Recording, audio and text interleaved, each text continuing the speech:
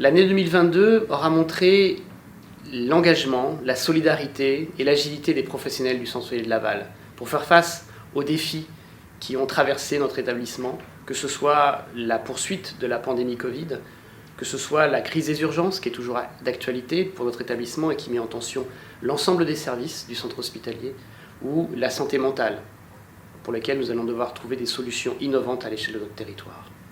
Pour tout cela, je tiens à vous adresser mes remerciements et saluer l'engagement des équipes du centre hospitalier.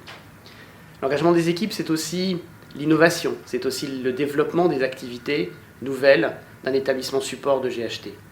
Je citerai, sans exclusive, la diabétologie en boucle fermée que nous avons développée, mais également la montée en charge de la dialyse péritonéale en néphrologie, ou bien encore le développement des infirmières de pratique avancée en psychiatrie, de l'ambulatoire en psychiatrie, ou enfin le déploiement du nouveau bandeau SI-SAMU pour gérer les appels téléphoniques. Nous sommes un des premiers centres hospitaliers français à déployer cette technologie et nous pouvons en être fiers. L'hôpital de Laval, c'est aussi un hôpital au cœur des coopérations au sein du territoire. Des coopérations en appui avec le CHU d'Angers, notre CHU de référence, des coopérations au sein du GHT pour promouvoir, développer une vraie approche en équipe territoriale de l'ensemble de nos activités, avec l'appui de nos collègues et partenaires. Mais je veux finir ces vœux en vous souhaitant à toutes et à tous évidemment une très belle année et en vous indiquant que nous allons travailler maintenant de manière déterminée à la reconstruction de notre établissement, à sa modernisation. Les premiers travaux sont en cours et nous allons les poursuivre pour doter Laval et la Mayenne d'un hôpital à la hauteur des enjeux de santé qui sont les nôtres. Très belle année à vous.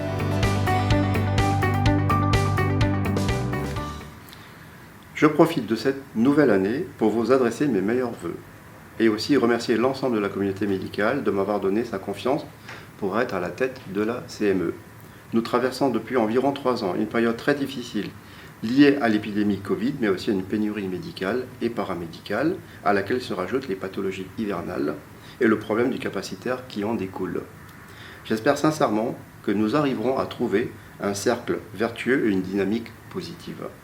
L'effort de notre communauté médicale et de nos soignants, le professionnalisme a été reconnu et souligné par les experts visiteurs de l'HAS et je tiens à vous en remercier. Comme je l'ai dit au début de mon discours en 2022, les projets ont été nombreux afin de répondre aux besoins de la santé de la population mayonnaise. L'extension du bloc opératoire, les travaux de la passerelle, le renforcement de l'équipement en imagerie, les lits supplémentaires en réanimation, mais aussi l'amélioration des relations ville-hôpital, la mise en place de l'ordonnancement, les schémas directeurs immobiliers et le futur hôpital, un nouvel internat et l'amélioration de l'accueil des internes, gage d'attractivité, le renforcement de la coopération au niveau GHT. Vous pouvez compter sur ma détermination pour mener ces projets à vos côtés. Je vous souhaite ainsi qu'à vos proches une très belle année 2023.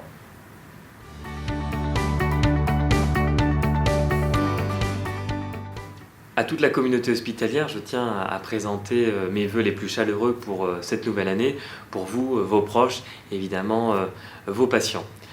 Je tiens d'abord aussi à vous remercier pour votre mobilisation sans faille, malgré les difficultés du quotidien, malgré les crises qui se succèdent. Vous savez faire face.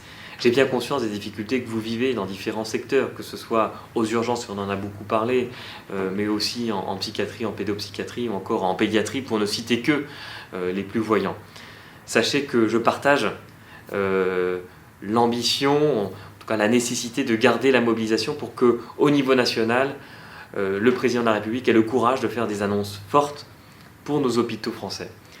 Que ce soit pour l'attractivité des professions médicales, pour la formation des médecins. Et donc, je serai aux côtés des parlementaires pour conserver cette mobilisation.